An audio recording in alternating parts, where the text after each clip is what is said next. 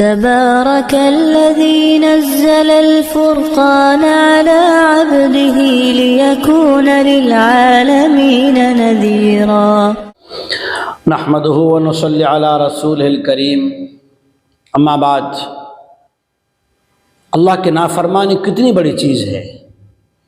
جیسے کسی مرض سے اگر لوگ متاثر ہوں، مبتلا ہوں، اور اس مرض کا جو ڈاکٹر ہو سبب کے طور پہ، شفا تو اللہ کے ہاتھ میں، اور وہ ڈاکٹر بھی یوں کہے کہ دیکھو میں بھی یہ فلاں چیز نہیں کھاتا، تو عام آدمی اس چیز کو چھونے کی بھی ہمت نہیں کرے گا۔ کیوں؟ کوئی ڈاکٹر خود نہیں کھا رہا ہے، حالانکہ اس کے پاس اس کا علاج ہے، اس کی دوائی ہے، پھر بھی وہ نہیں کھا رہا ہے۔ اس سے بچنے کے اس کے پاس راستے 100 ہے، پھر بھی نہیں کھا رہا ہے۔ اللہ جل شانہ کو شرک اور نافرمانی کتنی ناپسند ہے۔ اپنے نبی علیہ الصلوۃ والسلام کے ذریعے سے، واسطے سے انسانیت کو کیا سبق دیا۔ اعوذ باللہ من الشیطان الرجیم، بسم اللہ الرحمن الرحیم،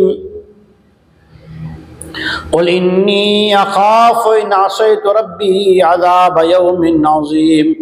آپ کہہ دیجئے مجھے اس بات کا بہت ہی ڈر لگتا ہے کہ میں اللہ کے کسی حکم کے خلاف ورزی کروں، اور مجھے یوم عظیم یعنی قیامت کے دن کا بھی، اس دن کی پکڑ کا بھی ڈر لگتا ہے۔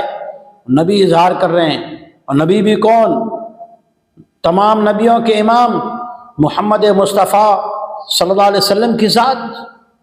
آپ اعلان کر رہے ہیں مجھے ڈر لگ رہا ہے اللہ کی نافرمانی، اللہ کے حکم کے خلاف کرنے کا۔ جب نبی کو ڈر لگ رہا ہے تو امت کو کتنا ڈرنا چاہیے۔ اور پھر کامیاب کون ہے؟ جو اس حکم کو توڑے گا اس کا انجام کیا ہوگا؟ مَن يُصْرَفْ عَنْهُ يَوْمَئِذٍ فَقَدْ رَحِمَهُ۔ کامیابی تو یہ ہے کہ جس بندے سے اس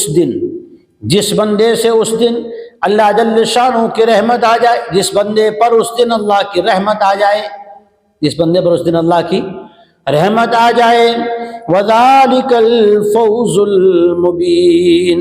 تو یہ بہت بڑی کھلی ہوئی کامیابی ہوگی۔ کامیابی کون سی ہوگی؟ جس بندے کی طرف اللہ کی رحمت آ جائے۔ مَن يُصْرَفْ عَنْهُ يَوْمَئِذٍ فَقَدْ رَحِمَهُ، جس کی طرف اللہ کی رحمت آئی وہ بڑی کامیابی ہے۔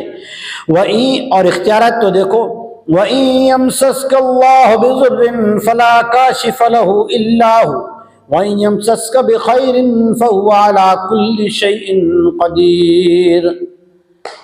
اور اگر اللہ جل شانہ کسی کے ساتھ تکلیف دینے کا معاملہ کر لے، کوئی ہٹا نہیں سکتا۔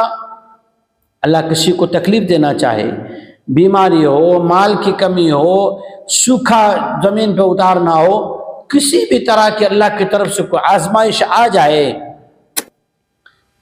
تو اس تکلیف کو، اس آزمائش کو، اس مصیبت کو سوائے اللہ کے کوئی نہیں ہٹا سکتا۔ اسی لیے، اور پھر اللہ نے کیا کہا، وَإِن يَمْسَسْكَ بِخَيْرٍ فَهُوَ عَلَى كُلِّ شَيْءٍ قَدِيرٌ۔ اور اگر اللہ جل شانہ بھلائی دینا چاہے، دین کے اعتبار سے، دنیا کے اعتبار سے، اولاد کے اعتبار سے، قوت کے اعتبار سے، خوبصورتی کے اعتبار سے، عزت و شان و شوکت و محبت کے اعتبار سے، تو کوئی بھی روکنے والا نہیں ہے، اس لیے کہ وہ ہر چیز پر قادر ہے۔ اگر وہ بھلائی دینے پر آئے تو وہ قدرت والا ہے، اگر وہ کسی کو تکلیف میں ڈالنا چاہے تب بھی وہی اختیار والا ہے، اس کے سوا کوئی اس کے اختیار میں دخل نہیں دے سکتا۔ کیوں؟ وَهُوَ الْقَاهِرُ فَوْقَ عِبَادِهِ وَهُوَ الْحَكِيمُ الْخَبِيرُ، کہ وہ اپنے بندوں پر غالب ہے، زبردست ہے، غلبہ رکھنے والا ہے، اور وہی حکمت والا ہے، اور سب کی خبر بھی رکھنے والا ہے، حکمت والا ہے۔ تو کس اعتبار سے آزمائش میں ڈالنا، کسے سکھ دینا، کسے دکھ میں رکھنا، کسے ہمیشہ سکھ دیا تو نافرمان ہو جائے گا۔ بعض بندے وہ ہیں جسے ہمیشہ دکھ دیا تو نافرمان ہو جائیں گے۔ کبھی کبھی سکھ، کبھی کبھی سکھ، کبھی کبھی دکھ، تاکہ آدمی بیلنس میں رہے، اطاعت میں رہے، سرکشی میں نہ جائے، سیدھی راہ پر چلے۔ بعض بندے وہ ہوتے ہیں، حدیث پاک میں آتا ہے، اگر انہیں تکلیف آئے تو اللہ کو بھول جاتے ہیں۔ بعض بندے وہ ہیں ہمیشہ سکھی رہیں تو اللہ کو بھول جاتے ہیں۔ کس کی کیا صفت ہے؟ وَهُوَ الْحَكِيمُ الْخَبِيرُ، وہ حکمت والا بھی ہے اور سب کی حالت کی خبر رکھنے والا بھی ہے۔ اور یہ ساری باتیں سچ ہے یا جھوٹ، حقیقت ہے یا فراڈ، بناوٹی ہے یا اللہ کی طرف سے بنائے ہوئے اٹل اصول ہیں، یہ گواہی ہی پر تو ہے نا۔ تو گواہی کس کی مانی جائے گی؟